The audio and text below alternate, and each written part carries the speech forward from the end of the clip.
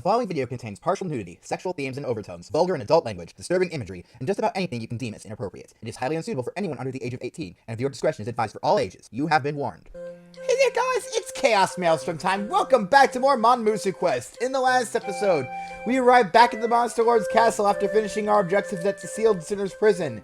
And turns out we have a whole bunch of guests here now. Looks like the meeting of the world leaders is coming to fruition as we plot against heaven.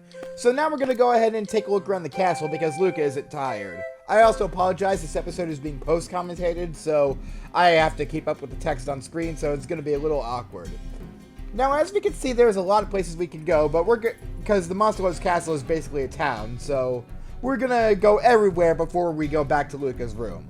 So let's go ahead and start by talking to the vampire here. We're gonna go from the top left to bottom right as usual. I was never hostile to humans to begin with. You sure you're not the first vampire I met in Helgondo? Because she was gonna suck me dry. Yeah, I'm pretty sure. I'm looking right through you, bitch. Most everyone inside the Monster Lord's castle is a member of the Reconciliation faction, too. Most monsters who were in opposite to Reconciliation approach toward humans left the castle during the reign of the previous Monster Lord. Though there were some who remained that didn't take a stance on one way or the other. Alright, well, let's see what Behemoth-chan has to say. Still really cute even though she's part furry. Or mostly furry, I mean. Those chimera creatures are crazy strong! Even us beast-type monsters are being overpowered by their strength and agility. If we don't start using some teamwork, we won't win against them. I don't like it, but I guess there's no choice but a joint operation with humans, huh? Yes! Get used to it. We force coexistence on people here. That is the future of coexistence. Yay? To think I'd be fighting alongside a human hero. But I know well that you wield that sword for our sakes, too. But you know, if you let me just have a small taste of your sauce, all my misgivings will be completely gone. Hey, just let me suck a little, please. I'm pretty sure Alice may have your head for that, because right now Luca is kind of Alice's personal sauce shack. That is going to be the title of this episode now. Alice's personal sauce shack. I remember that joke from when I first recorded this. I at least wanted to keep that going normally. But let's go check out the lounge now. It's been 2 years, hasn't it? You haven't changed a bit since then, I see. And you seem to look more like a king than before. When last we were together, I was worried whether you would fit into the role of king or not. That was embarrassing, wasn't it? Two of the rulers of the major powers seem to be talking on really familiar terms. You two know each other already? Until a few decades ago, Grand Gold and Grand Noah were on bad terms. Our countries fought over who had claims to the Lima mine, where you could mine magic stones. Oh, I see. Not really. I don't get it. I see. But Luca does. But after years of war, the country grew tired of constant strife, so a double marriage alliance was proposed. The Prince of Grand Noah was wed to the daughter of the Grand Gold King, and the Grand Noah Princess to the Grand Gold Prince. The children birthed from these respective unions are the current Grand Noah Queen and me. So it's slightly convoluted, but we are related by blood. Our lineage itself is proof of friendship between our two countries. Since the double marriage, there hasn't been a single battle. I hope these friendly relations will continue forever. But first we need to survive this crisis threatening the world. We'll both do our best. Luca, you have the most difficult role, but we trust you. Yes, leave it to me. My determination redoubles in front of the two related leaders. Upon seeing the two related leaders, you are filled with determination. I can't believe I referenced that. The woman lounging in the sofa in the room. It's the owner of the Sutherland Inn from Iliasburg. Miss, why are you here in the Monster Lord's castle? I'm here as a representative of Iliasburg. Iliasburg is currently the economic power in the world. Our leadership is run by a council of 10 members drawn from the top 10 biggest guilds. And I'm the leader of the Inn Guild, so the council voted to send me here as a representative to Iliasburg. I see. So that's why. I didn't participate in the meeting because I was hesitant to sit down alongside all those kings and queens. But I heard the outline of the strategy. Iliasburg will fully cooperate. Yes, let's do our best. But by the way, have you seen my little Amy? Oh, you mean Tiny Lamia? She was hanging out with her. By the way, how come you're just a silhouette? You really need to be more of a person. Have official art done with you. If I see her, I'll let you know. I wouldn't be surprised if she got lost in this huge castle. Since she's a monster herself, I doubt she'll run into any problems, but still. Alright, well, we're on a lowly patrol now, so keep an eye out for any snake lowlies that we find that aren't the Monster Lord. I thought you admired Granberry and wished to be her apprentice for swordplay. Why are you dressed as a maiden serving people here? It's true I admire Granberry and came here after her. Sarah cringes as her father interrogates her. Also, I think both of their uses of the word admire may not be meaning the same thing. Sarah, you aren't... As the Sabza King stares at Sarah, his eyelids slowly open wide. I think he just noticed the inhuman power hiding behind her eyes. Oh yeah, her monster blood did awaken. Father! I see. So your monster blood awoke. I'm sorry. Was the true reason you left Sabza because of your blood awoke? So you came here to the Monster Lord's castle yourself? No, that isn't exactly why. But I have been taught here how to control my power. It isn't unheard of for a royal line, but... The king's gaze turns toward me. Oh boy, here we go. As you can see, my daughter has turned into a partial monster. But you, as a firm believer in coexistence, have no issues with this, correct? Still trying to pawn her off on us, I see. What a tricky question. If I say no, it's like I'm accepting his proposal. If I say yes, it's like I'm refuting my views on coexistence, even though that's not really what he's asking about. I can't help but reluctantly nod. With a human or monster, it doesn't matter. I see. Thank you. I'm entrusting my daughter to you. Have fun! I know better than to argue with those abs. This is getting complicated.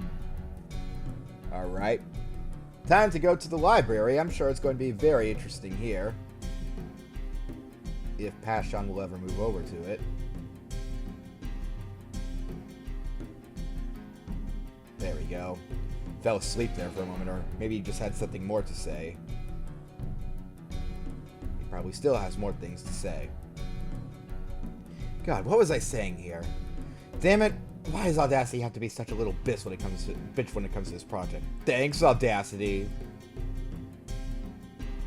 The large, quiet library where monsters don't ever seem to go. Surprisingly, the Sandalia King is here moving about relentlessly. Incredible! The original copy of the Magic Hammer still exists! And the complete set of the Noel Historia! Mountains of fabled books believed to have been lost from this world! Oh! The Gnosis Book of Hours! The king is shaking in excitement before a pile of books.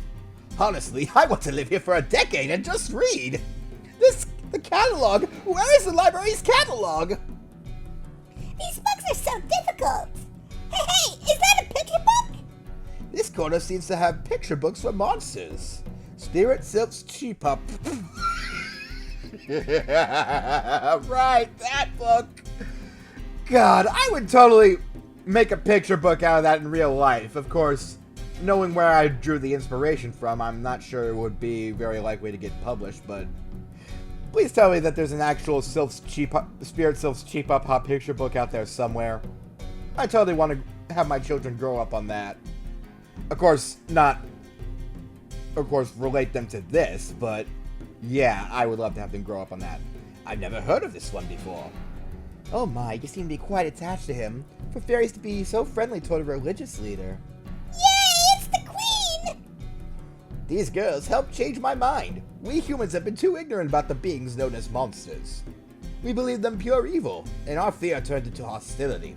Our religious teachings themselves only serve to amplify that vicious cycle. So these girls can open even the most closed of human hearts. I mean, fairies have that sort of power, I can tell you.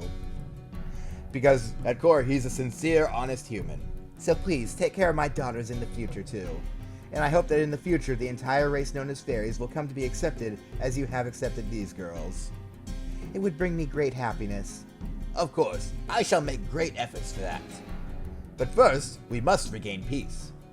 And thus, King Peter, or the Sandalia King, came to be known as the Fairy Papa. Let's just move on before I make this any more awkward. When I come back to the conference room, there are even more monsters around than there were during the summit. Oh my, really? The monsters who rule each locale. This should be quite an interesting meeting. More than just humans, we don't even truly know each other. We will need meetings like this to communicate and come to understand each other. Queen Harpy, Queen Elf, Queen Fairy, Queen Ant, and even the new Queen Alron. The monsters who rule over each area have all gathered together. I govern Yamatai Village, and am near to attaining the seat of Queen Lamia. I just thought I'd throw that out there. I govern the Succubus Village. I'm not eyeing the seat of Queen Succubus. Yeah, you should know better than to mess with Alma Elma. Nobody messes with her. Not even Luca. Succubus and Shiro Heavy too. Looks like every powerful monster is here. I am Queen of the South Seas. A friendly meeting with monsters from other regions seemed interesting.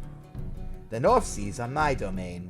I tend to avoid collusion, but this seems a useful meeting to be a part of. I am Master of the Sabza region, Sphinx. I was initially hesitant to come here, but I hope something, I don't know, Kraken, Poseidon, and even Sphinx. Truly all the leading monsters in the world. And I'm the representative of Iliasburg, Tiny Lamia. I taste bad. Please don't eat me. Oh, she did nothing wrong. What? Poor Lamie. She doesn't deserve this. Tiny Lamia huddles herself into a ball with tears in her eyes. How did she get here? Oh, a monster representative of Iliasburg. That's news to me. Another lead Lamia. Do you wish to compete against me for the seat of Queen Lamia? Sheesh, don't bully her. With the small Turvis Tiny Lamia in attendance, the meeting between the leading monsters starts. One of these days, she's gonna grow up to actually be the Queen Lamia, believe it or not, probably. Wouldn't surprise me. After the meeting is over, the monsters leave the room one by one. Why did you slip in there? I was following the old lady, but I got lost. I just wandered in there while I was looking around. She's still terrified even after the meeting broke up. She's looking for you. You should go back right away. Yeah, thank you. That reminds me, I got 3 pretty jewels from Miss Tamamo. She said they were filled with spirit power and to use them if we were in danger. But what's going to happen? I don't know what it will do. I do though. But if Tamamo gave it to you, I'm sure it will be useful. Yep, very useful. Iliasburg will be under attack tomorrow like everywhere else. Perhaps Tamamo gave it to her as some sort of trump card. Okay then, I'll keep good care of it. Since there's 3, I'll give one to Vampy and Puppy. Do your best tomorrow. Yes, we'll protect everyone in the town. You do your best too, Luca. Both of us leave with renewed determination. I imagine that she's still terrified and Luca has to pick her up and carry her out like a child. That would just be adorable. So now all we have left are the 4 Heavenly Knights to visit. So we're going to go ahead and start with Grand Barrier. Finally, the decisive... Hello? Well, shoot. I mean, if people didn't have the hots for Grand Barrier before, they certainly do now. Anyway, wow. Moving right along. Finally, the decisive battle. I'm itching to get going. After spending so long in bed recovering, there's nothing I want to do more than rampage around. Yes, but what's with those clothes? Eh? They're just normal clothes. Did you think I would even sleep in my armor? I sort of did. Well, I mean, we haven't seen her without her armor before now, so yeah. Okay, so each of the 4 Heavenly Knights, we each have 4 questions that we can ask them about. We can ask them about the Monster Lord's Throne fight, ask about the next spell that counteracts them. The Monster Lord's Throne fight, I'm saying here, it was the fight that basically crowned them all the 4 Heavenly Knights when they first came to contend for Monster Lord. About the next spell that counteracts them, made to counter them, what they'll do when we finally attain peace in the world, and a unique question for each individual knight. So first, let's ask about the Monster Lord's Throne fight, and why Grand Barrier was even interested in such a thing. I mean, yeah. Naturally, I just wanted to test out how far my sword skills have come.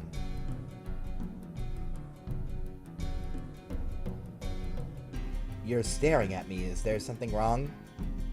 The daughter of the Monster Lord, Alphys. What better opponent could there have been? But she outmatched me.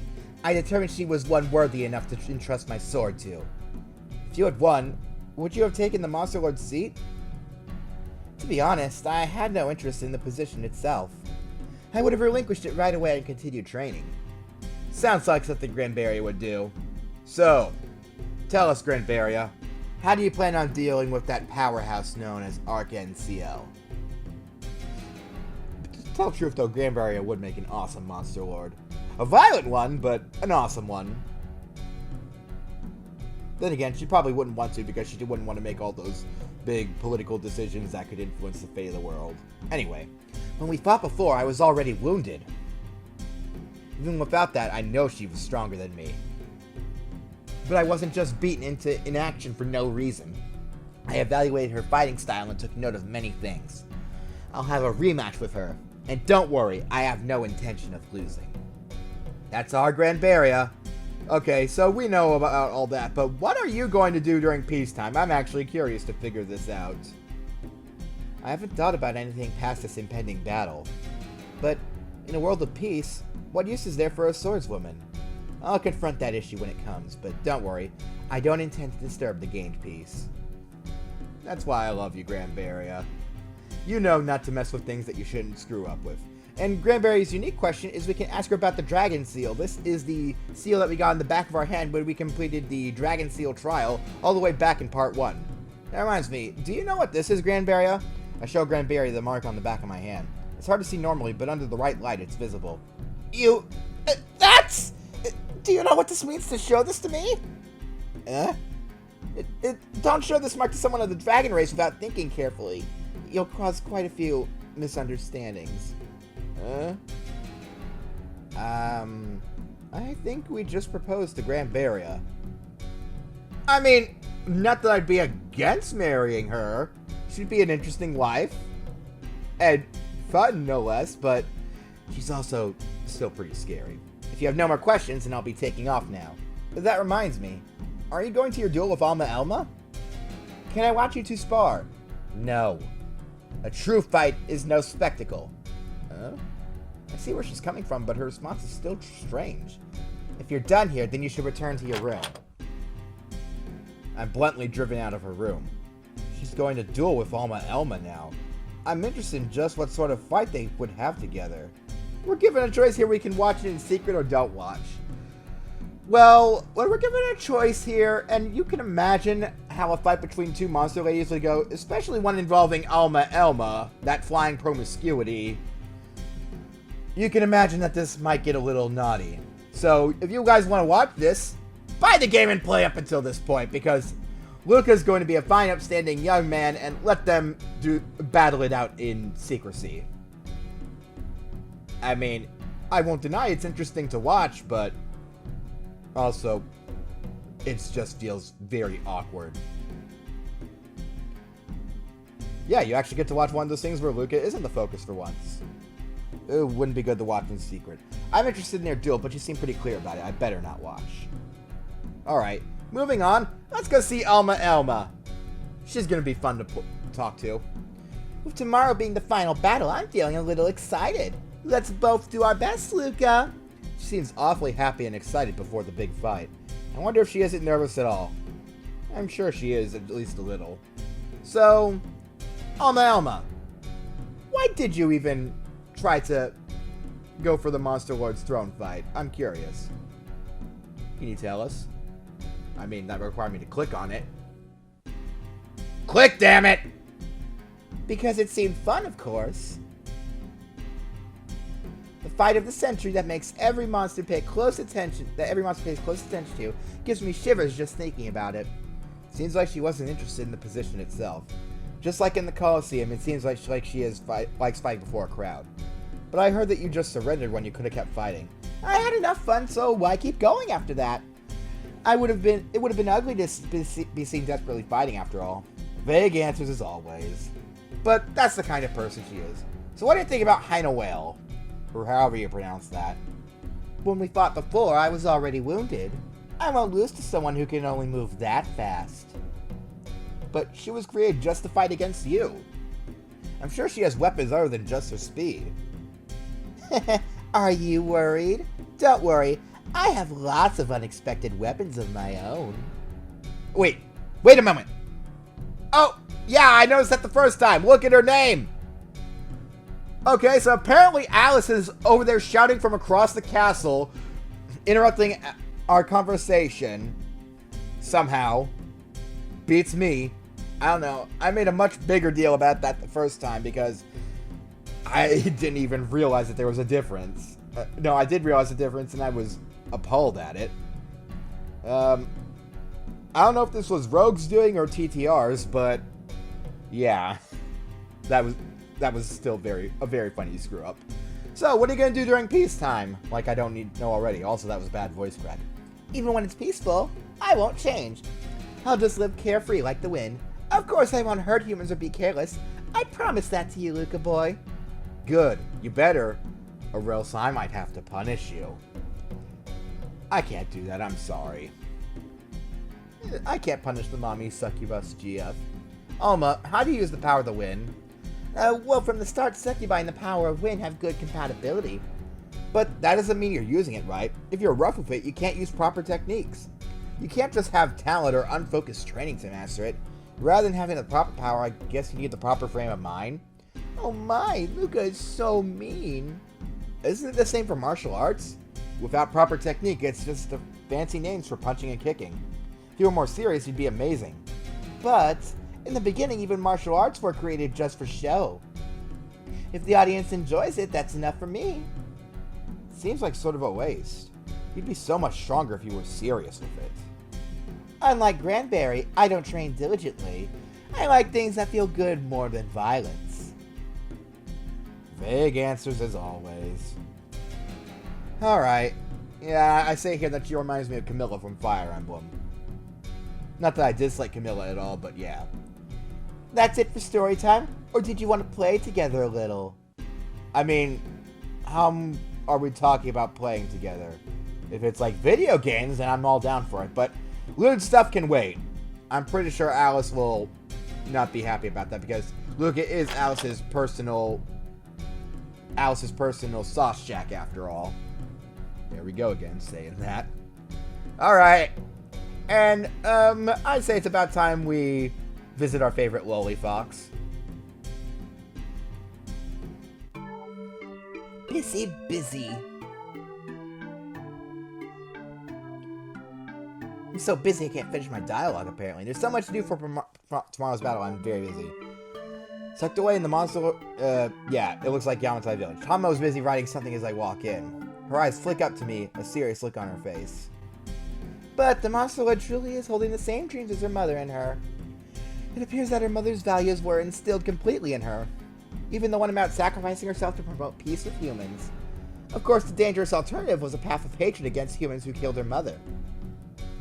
Yes, I know. Alice hating humans for harming her mother.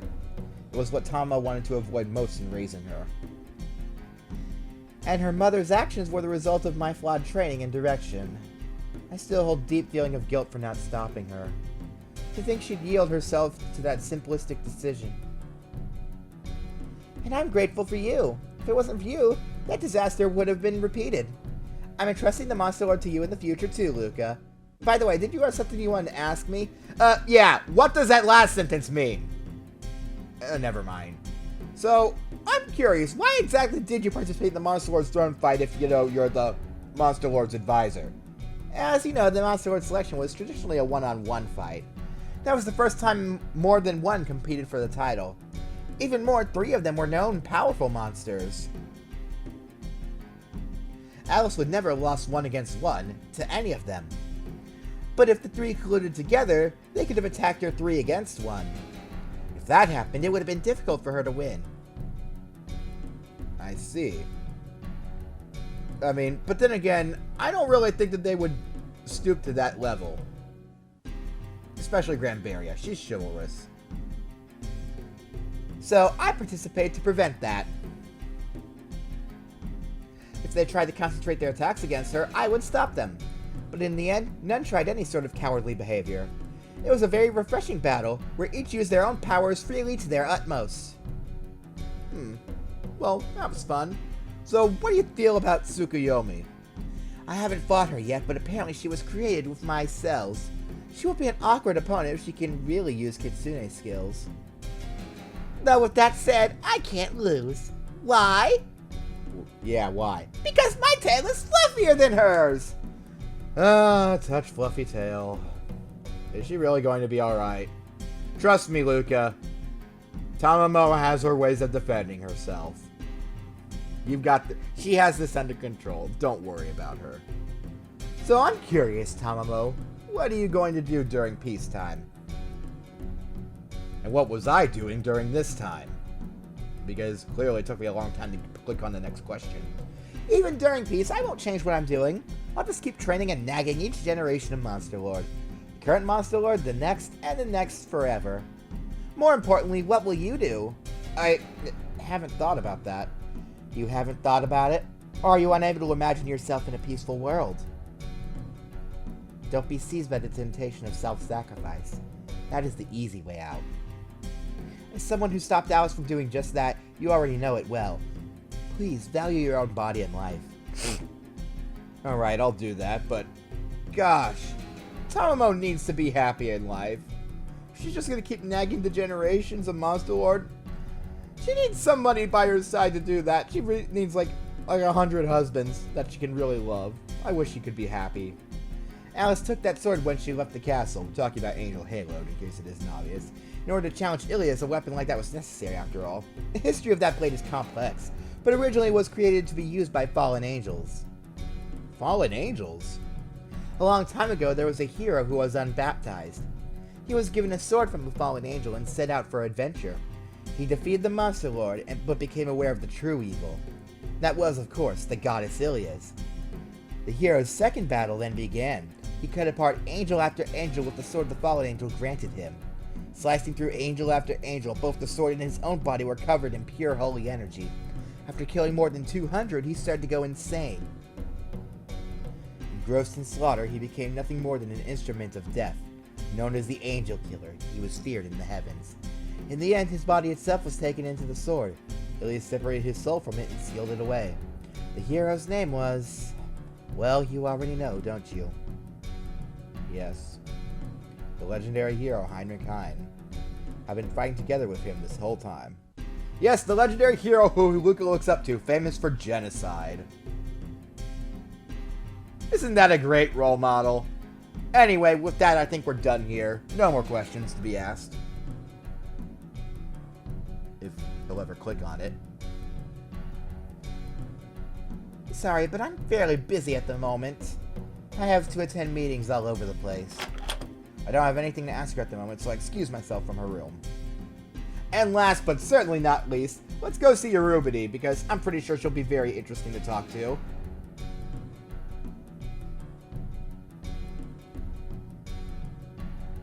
Did you need me for something? It doesn't look like she's going to avoid me. The atmosphere here is somewhat strange. Luca, she has the hots for you. How do you not realize? Right, because you're an idiot. So we can't ask her about her room because it does look like a dungeon, but yeah. Why'd you fight for the Monster Lord's throat? To rescue my brethren who were being pushed to the edge. I intended to rule over humans using the power of a Monster Lord. Of course, I know now that my path was wrong. If I had called for an assault against the humans, this crisis would have been far worse. I'm glad you learned that. Let's not repeat the mistakes of the past. So, what about Amphisbaena? I was stuck. None of my attacks could connect with her. But I did notice something in our fight. I think that maybe... Is there a chance of winning? Eurubity falls silent. She seems to have something in mind, though. Okay, well, I believe in you. So, we'll just leave you to it then. So what are you going to do during the time of peace? I already have an idea, but... First, I'll need to counteract the poison in Undine Spring. Even if I gather together all my brethren, I don't know how long it will take. In addition, we must push forward peaceful relations with humans. Will you assist me at that time? Yes, of course. Eurubity silently stares at me. Did I give her the wrong answer? No, she's happy, you dipshit! Oh my god. So, let's ask her about why she's staying in the dungeon. By the way, Eurubity, what's up with this room? Actually, is this even a room? Seems more like a waterway. This room is comfortable. 3 times a day a strong current comes through here and refills it. When I lay in it during those times, my heart is eased. Do you want to try it with me, Luca? Sure, maybe next time. Is this just a drainage for the castle? Ew. Moving on along. Yeah, that was all. See you later. I don't quite get it, but there's a strange atmosphere between us. I quickly leave Ruby's strange room. Luca! How are you? You moved her with your words of wisdom. She has the hots for you. Okay, but let's just check in with Alice now. Luca, I'm very busy at the moment. I'm stuck writing handwritten letters about the decisive battle coming up to everyone. Sorry, but I can't keep you company at the moment. I'll head to your room later, so please wait a while. She'll head to my room, eh? I have a bad feeling. Right. Well, speaking of which, now that we're all done here, let's go ahead back to our room. And by later for Alice, that only means like a few moments later. Whew. I head back to my own room and sit down on my bed. With the final battle tomorrow, it's hard for me to calm down. And there's a few moments later. Here we go. Luca, may I come in? Alice knocks on my door as usual. And without waiting for a reply, moves inside. What's wrong? I'm hungry. Not this body, but my true body. Well, I mean, what do you want me to do about that? There's not much I can do unless you... The moment I return to my true form, I'm attacked by hunger pains. If that happens during the final fights, then we'll be in trouble. Yeah, that would be bad. I have an idea about where this is leading, but I just give a non-committal answer. Tamamo gave me some advice. Return to my true body, then feast on some sauce. But can't you only return to your true body for a few seconds? If I'm sucking sauce from a man during it, then I can maintain the form. So that's how I'm going to sate my hunger. You don't mean for me right now? I ask the eternal time, reveal my body yoked in twilight. Without waiting for me to reply, Alice chants the words of dispel. Wait a second! Return my true body to me. Well, without stopping, she returns back to her true body. Well, it looks like we have to go and fulfill our role as Alice's personal sauce shack, so I will see you guys next time. Laters! So, yeah, we'll go and save here, and yeah, I guess we'll just worry about that later. But I'll throw out something here so you guys can see it as I'm getting attacked! No. No. I said no, Max. No. You're mean. No. Maxwell.